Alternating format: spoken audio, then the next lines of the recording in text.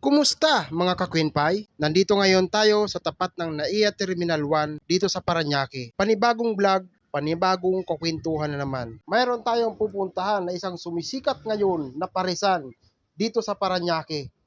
At ito na nga ang Paris ni Manny Pacquiao. Tara mga ka-Queen, samahan niyo ako at tikman ang pinagmamalaking Paris ni Manny Pacquiao. Sabik na akong humigop ng sabaw sa kalagitnaan ng sikat ng araw. Habang papalapit na kami, naaamoy ko ang bango ng sabaw. Kaya naman pala, nakasalubong namin si Manny. Bit-bit ang kaldero na punong-puno ng sabaw. Kalain mo, tamang-tama lang pala ang aming pagdating. Ayan na, si Manny Pacquiao.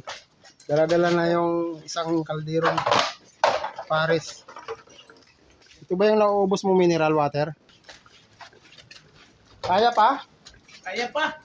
Ganito pala kalayo yung hinahatiran ng Paris ni Manny Pacquiao. Ganun pala.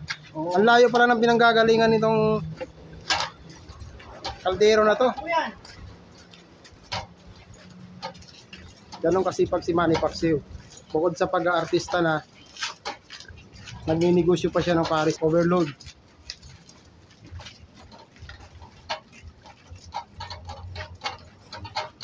Dito na, malapit na kami sa pwesto ni Manny Pacquiao.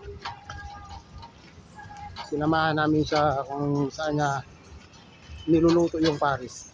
Alas 2 ng hapon nang kami ay dumating sa parisan ni Manny. Sarado pa ang parisan ni Manny. Kaya naman dumiretso kami sa lutuan ng Paris ni Manny. Sakto lang dahil nakasalubong namin sila na bit-bit na yung kaldero habang naghihintay na ang mga customer ni Manny. At sabik na sabik ng makahigop ng sabaw. At hindi na nga nakatiis si Blank Tip, tumulong na rin pagbubuhat. Iba talaga ang may pinagsamahan.